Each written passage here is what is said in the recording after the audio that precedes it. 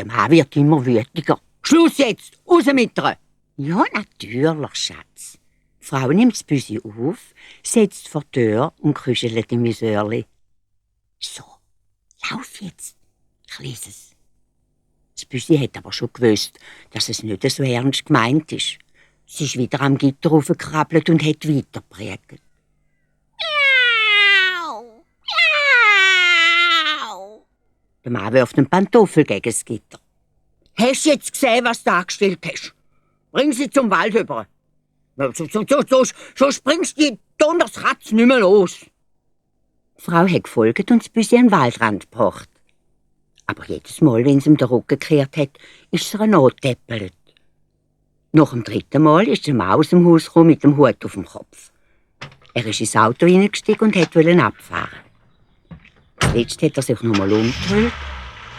Und was sieht er? Mitten in den Bäumen. Die kleine weisse Busle. Ganz allein. Ganz verlassen. Sie hat dem Auto nachgeschaut und bei sich gedacht: So, jetzt habe ich ihm den Tag verdorben. Er muss jetzt immer an mich denken, wenn ich so einsam da hückle.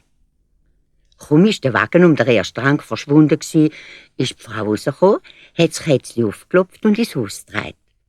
Sie hat ihm Rahm gegeben und frisches Fleisch und den ganzen Tag mit ihm gespielt. Erst gegen den Abend hat sie die Arme genommen und ihm einen Kuss aufs Köpfchen gegeben. So, Liebs, jetzt musst du weg. Er kommt bald heim, weisst. Und richtig, kaum ist das Babettli draus, kommt das Auto um die Kurve. Der Mann kommt heim. Das Babettli hat gewartet, bis es ziemlich dunkel war, und dann ist es vor der Tür gesessen und hat brüllt. Miau! Miau! Miau! Im Esszimmer hat das Licht brennt. Der Mann und die Frau sind am Nachtessen. Das Kätzchen kommt auf den Fenstersims und briegt so laut es kann. Miau! Miau! Der Mann schmeißt das Messer und Gabeln auf den Tisch und springt auf. Ich kann den Krach nicht vertragen. Das verflixte Katzenviech. Ich habe dir ja gesagt, wie es rauskommt. Aber das Büsi bleibt sitzen und denkt bei sich: Verflixtes Katzenviech. Und so etwas muss man sich sagen lassen. Wart du noch. Du kommst noch anzurutschen. Au! Au! Au! Die Frau leitet jetzt das Besteck weg. Das arme Bussi. Wahrscheinlich hat es wieder Hunger. Ja, zum Teufel. So gib ihr doch zu fressen. Lass sie halt rein und tu sie füttern. Da kann man ja nicht essen bei dem Gewinsel. Kannst du ja nachher wieder rauslassen.